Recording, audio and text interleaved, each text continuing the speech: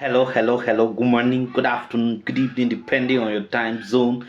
Welcome to my channel. My name is Ogbanje Joseph. Please subscribe to this channel, share, like, as well as drop a comment on the comment section.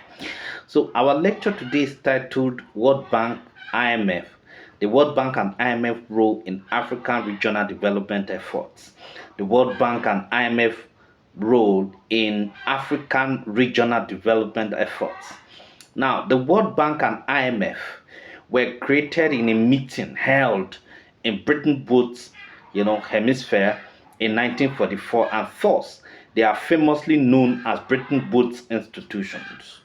While the main objective of the IMF was to maintain stability, of the global financial markets, the World Bank focuses on on investing and channeling funds for reconstruction and development projects, of devastated post Second World War Europe.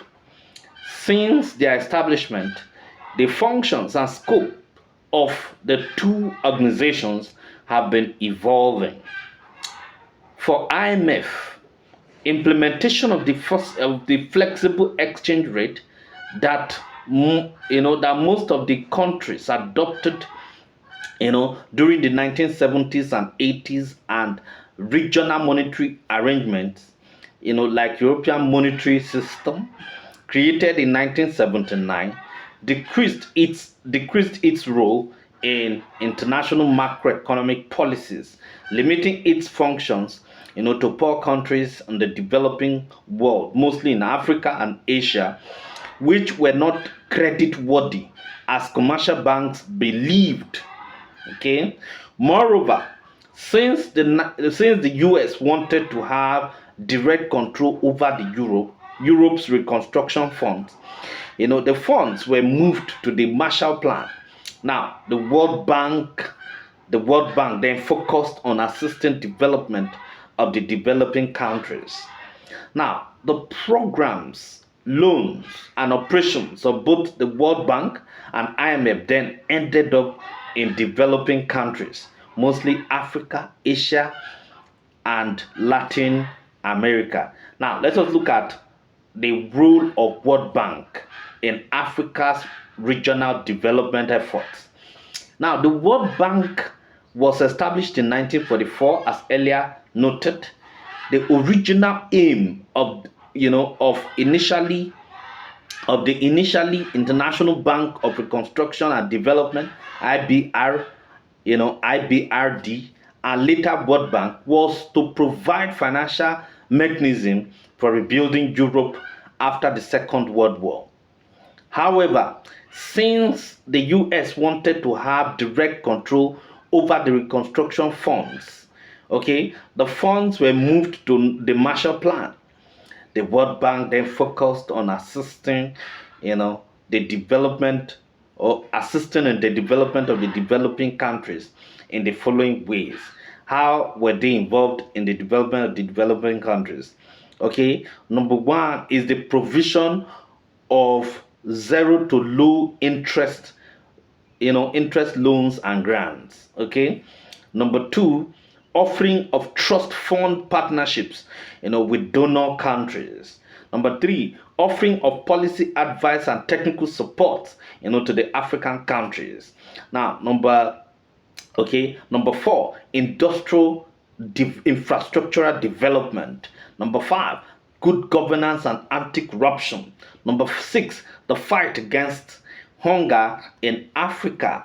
Number seven, okay, offering of trust fund and partnerships with donors to assist Africa. Then the next point is assistance in fighting endemic, diseases like HIV, Ebola, COVID-19, and all that. Okay, now let us look at. We're going to be looking at, the IMF, the role of the IMF in regional. Okay, the role of the IMF in regional development efforts in Africa. The role of the IMF in regional development efforts in Africa. Now, the IMF was an establishment of the Western capitalist world led by the US. And it was an outcome of the negative impacts of the 1930s economic depression in international productivity, trade monetary, trade, monetary stability, and exchange relations. Now, the IMF is today open to assisting African and other developing countries with balance of payment difficulties. Now, the IMF has a number of resources capable of assisting needy countries in Africa, and of course, with enough foreign currency to pay for what they have bought or intended to buy from other countries. Now, loan facilities from IMF may well be used to embark on capital projects. Now, the IMF, okay, the IMF lending to needy countries like Africa is not giving for the asking. It is not free. What this means is that for the needy countries, okay, the IMF expects them to meet certain conditionalities, which include, the readiness to take policy steps in support of adjusting or restructuring, of their economy.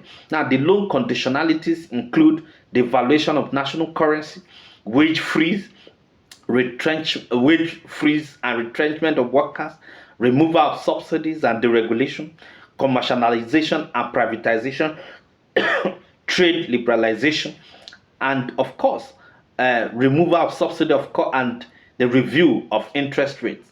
Now, let us look at the argument against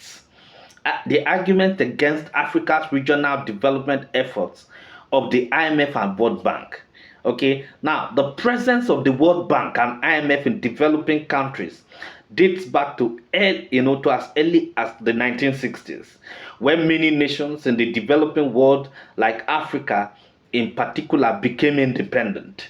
Now, the World Bank aims at assisting in the development of developing countries by providing technical and financial assistance. Likewise, IMF aims to enhance economic growth and stability by providing technical support and financing, to member countries, with economic difficulties. Having similar structure and membership, they attempt to provide more stability and certainty, for the globalized economy.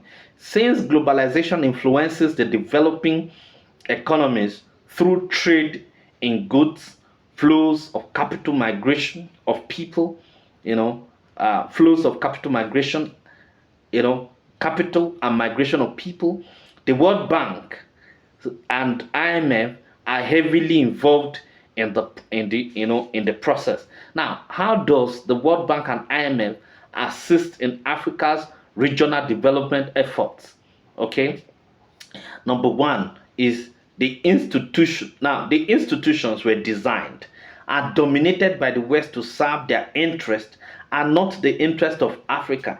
Now, this is clear because Africa is marginalized in power sharing, decision making designed, in power sharing, decision making, designing of projects and policies, problem solving, and even operating in the field. Okay, that's number one. Number two, the institutions are a tool of imperialism. Now, do both the World Bank and IMF replicated the dominance system and enabled the foreign capital to get easy and safe access to the markets and investment fields, of developing countries. Number three, that the loans and grants given to the developing countries, such as Africa, inclusive, have a condition that the projects that the projects invested by them should be run by their companies, and thus most of their funds return back, to the Western world. Okay, number four, that these institutions do not channel their investments in the real sectors of the economy that can translate into real development, like the iron and steel industries, petrochemical industries, and the rest.